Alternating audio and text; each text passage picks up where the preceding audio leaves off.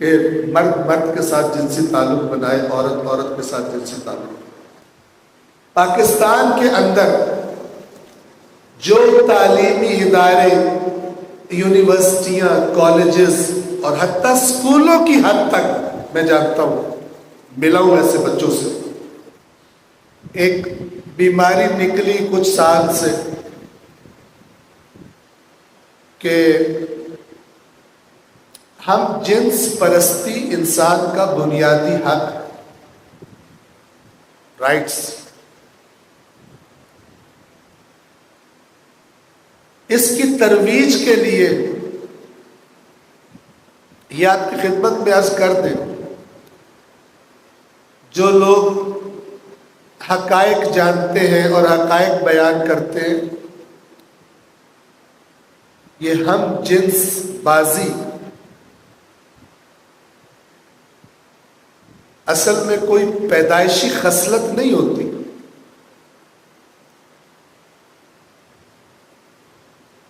یہ بعض اوقات بچپنے میں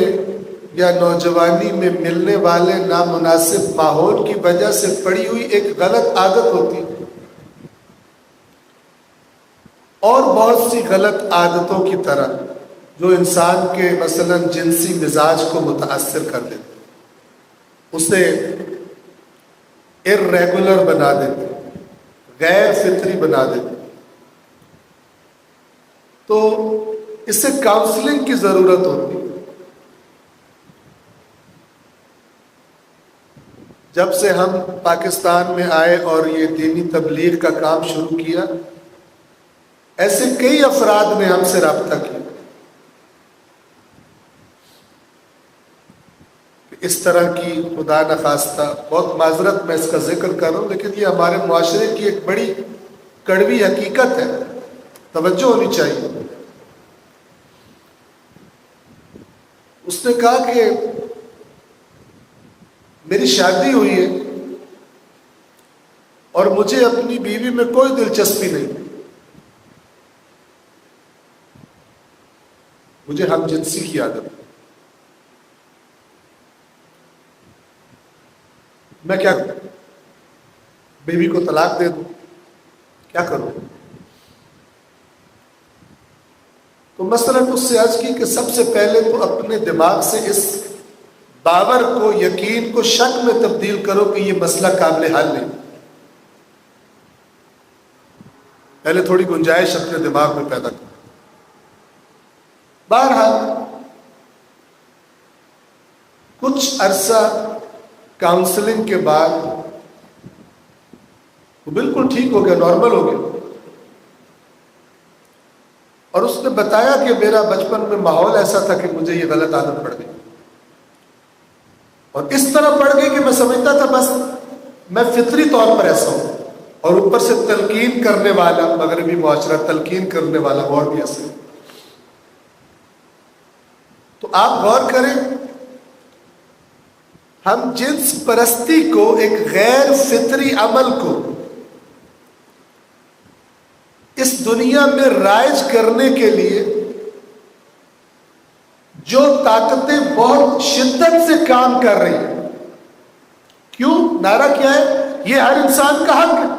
انسان آزاد ہے، یہ اس کی ضرورت ہے۔ کچھ لوگ ویسے پیدا ہوتے ہیں، کچھ لوگ ایسے پیدا ہوتے ہیں۔ یہ جنسی خواہش کو غیر فطری طریقے سے پورا کروانے کے لیے اس کو حقوق انسانی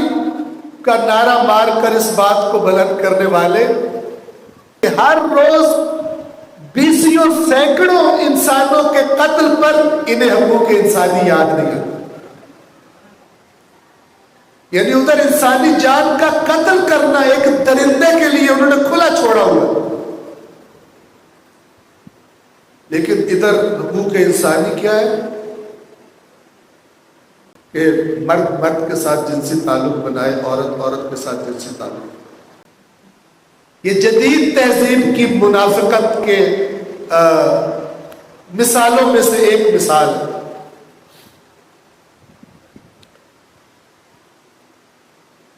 طاقتور لوگ آپ کو یہ پتہ ہونا چاہیے کہ میں تھوڑا سا حاشیے میں جا رہا ہوں، واپس آتا ہوں میں، کہ یہ لوگ حقوق انسانی کے نام پر آپ کے اپنے ملک میں، پاکستان کے اندر جو تعلیمی ادارے،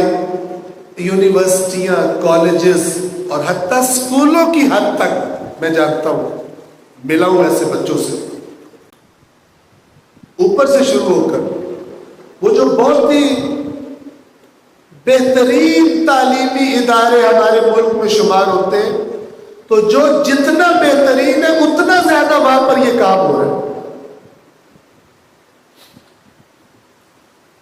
کیونکہ بالعموم زیادہ مالدار طبقہ، بااثر طبقہ، ان کی اولادیں وہاں پہ ہوتی ہیں،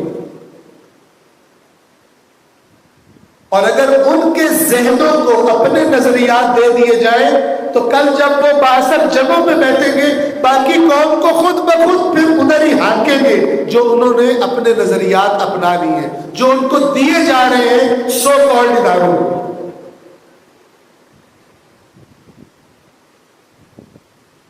دینی عقائد پر اعتراضات، یہ بھی قیام مانگتا ہے، مومنوں کو قیام کرنا چاہیے، لیکن کیسے؟ مذہبی لوگ